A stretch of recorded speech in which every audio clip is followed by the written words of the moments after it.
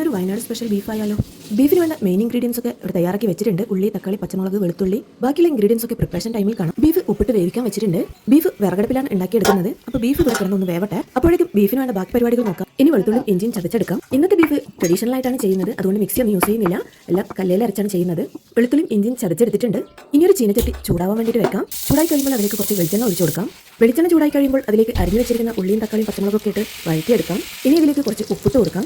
കുറച്ച് കറിവേപ്പില ഇട്ട് കൊടുക്കാം. ഇനി ഇതിലേക്ക് അരിഞ്ഞു വെച്ചിരിക്കുന്ന പച്ചമുളക് ഇട്ട് കൊടുക്കാം. സവാള ഏകദേശം വഴന്നു വന്നിട്ടുണ്ട്. ഇനി ഇതിലേക്ക് ഇഞ്ചിയും വെളുത്തുള്ളിയും ചതച്ച് വെച്ചത് ഇട്ട് കൊടുക്കാം.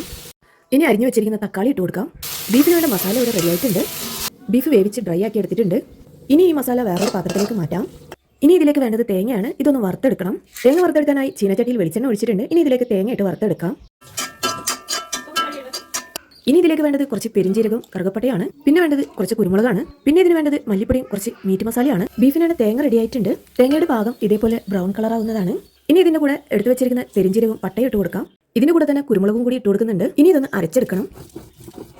അരച്ചെടുക്കൽ പരിപാടിയും കഴിഞ്ഞിട്ടുണ്ട്. ഇനി ഇതിന് വേണ്ട പൊടികളൊക്കെ ഒന്ന് മൂപ്പിച്ചെടുക്കാം. ഇതിലിപ്പോൾ മല്ലിപ്പൊടിയും മഞ്ഞൾപ്പൊടിയും മീറ്റ് മസാലയാണുള്ളത്. മൺചട്ടിയിൽ ഒഴിച്ചിരിക്കുന്നത് തേങ്ങ അരച്ച് കഴുകിയ വെള്ളമാണ്. കൂടെ വേവിച്ച് പറ്റിച്ച് വെച്ച ബീഫ് ഇട്ട് കൊടുക്കുന്നുണ്ട്. ഇനി ഇതൊന്ന് കുറച്ച് സമയം അരച്ച് വെക്കാം. ബീഫിന്റെ വെള്ളമൊക്കെ ഒന്ന് വറ്റിയിട്ടുണ്ട്. ഇനി ഇതിലേക്ക് മസാല ആഡ് ചെയ്ത് കൊടുക്കാം. ഇനി ഇതിലേക്ക് അരച്ചു വെച്ചിരിക്കുന്ന തേങ്ങ ആഡ് ചെയ്യാം. അതിനിടയിൽ അമ്മ കുറച്ച് കറിവേപ്പില കൊണ്ടിട്ടു. ഇനി ഇതൊന്ന് കുറച്ചു നേരം അടച്ചു വെക്കാം. ബീഫ് കറി റെഡി ആയിട്ടുണ്ട്.